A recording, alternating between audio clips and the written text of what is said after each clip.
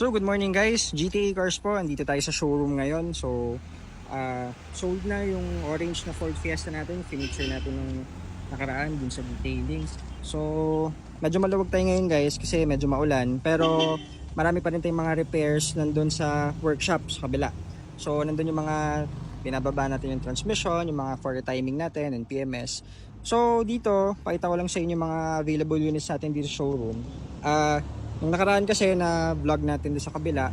So dito naman tayo sa showroom. Ito yung 2015 EcoSport na manual transmission natin available.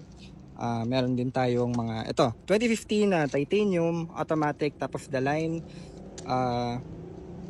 2014 na Ford Fiesta EcoBoost automatic top of the line po yan, turbo push start. So available din po yan.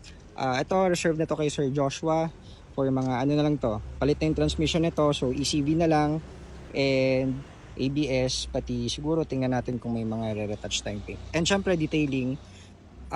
Next is itong 2015 na Ford EcoSport Trend variant automatic transmission, available din po yan, silver. Ito reserve na rin po ito, 2017 na titanium top of the line natin. Etong white, yes, available din to. Sedan naman na automatic transmission, 2014 model.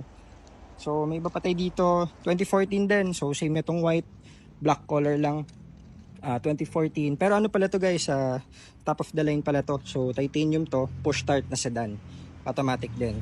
Itong celestial blue, available din to.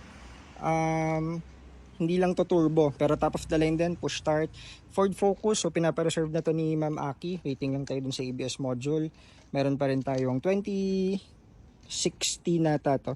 2016 na EcoBoost din, Ford Fiesta hatchback, push start. So, ito available din, titanium, top of the line na Ford EcoSport. Medyo madumi lang guys kasi maulan yung mga nakaraang araw. So, kulang lang sa cleaning yan, detailing. Syempre, yung mga iba, paparefresh pa natin. Etong red is available din, hatchback na 2016 model naman. So, automatic transmission po yan. Ito lang yung nag-iisang manual natin na EcoSport. So, yun guys, visit nyo kami dito sa showroom. Kahit maulan, open po kami. Yung mga gusto magpa-PMS or check ng unit, available din nandun sa kabila po, dun sa ating workshop. So, yun mo ng update for today guys. Thank you.